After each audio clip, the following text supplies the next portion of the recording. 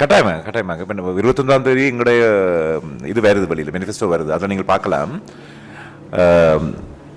கல்வி 13ஆம் சீர்திருத்தத்துக்கு கீழாக அது மாகாணமயப்படுத்துது, சரியோ.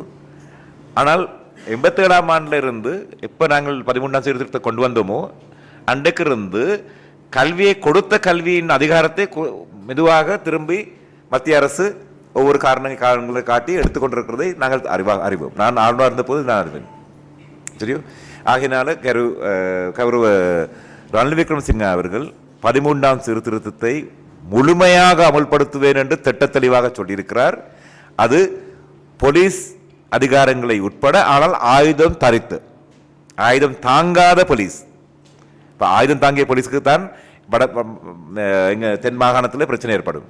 அப்படி அல்லாத ஒரு போலீஸ் உட்பட 13ஆம் சீர்திருத்தத்தை முழுமையாக கொண்டு வருவேன் என்று சொல்லியிருக்கிறார். அதை அந்த சொன்னதை ஏற்றுக்கொண்டு இன்றைக்கு நாளைக்கு சில நேரங்களிலே, இன்றைக்கு பின்னேறம் கூட, நாளைக்கு பின்னேறம் கூட, தமிழ் தேசிய உறுப்பினர்கள் இருந்து 2-3 உறுப்பினர்கள் கௌரவ ஜனாதிபதியுடன் கைகோர்க்க வாய்ப்புகள் உண்டு என்று நான் உங்களிடம் சொல்லுகின்றேன். அது இன்றைக்கு நாளைக்கு நாளைக்கு நடக்கக்கூடும். அப்படி நடந்தென்றால் எனக்கு நன்மையாக இருக்கும். எனவே ஒரு புதிய அரசாங்கத்தின், புதிய ஒரு தொலைநோக்குள்ள ஒரு அரசாங்கத்துக்கு கீழாக தமிழ் சிங்களம் என்று இல்லாமல் தமிழ் மக்களை உட்கொண்ட ஒரு அரசு உருவாக வேண்டும். அதான். ஆகினால கல்வியை சம்பந்தமாக முழுமையான கல்வி சுதந்திரம் கொடுக்கப்படும்.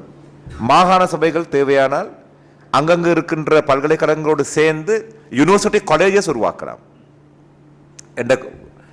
ஆனால் அது அல்ல பிரச்சனை இல்லைங்க, உயர்கல்வி அல்ல பிரச்சனை. அடிப்படையான கல்வி தமிழ் மொழியிலே இன்னும் மத்திய மாகாணத்திலே விஞ்ஞான பாடங்கள் இன்னும் கொடுக்காத நிலையில் இருக்கிறது. ஆகினால் அதில் என்ன சொல்லப்படுகின்றது? மலையக மக்களுடைய பிள்ளைகள் விஞ்ஞானம் படிக்கக்கூடாது என்று தான் சொல்லியிருக்கிறார்கள். இதுவரையில் நுவரெலிய மாவட்டம், தமிழ் பேசும் அதிகமாக மக்கள் வாழ்கின்ற மாவட்டத்தில் கூட அட்வான்ஸ் லெவல் விஞ்ஞான பாடங்கள் இல்லாமல் இருப்பது ஏன்? அந்த நிலைமையை நாங்கள் மாற்றுவோம் என்ற உறுதியை நாங்கள் கொடுத்திருக்கிறோம்.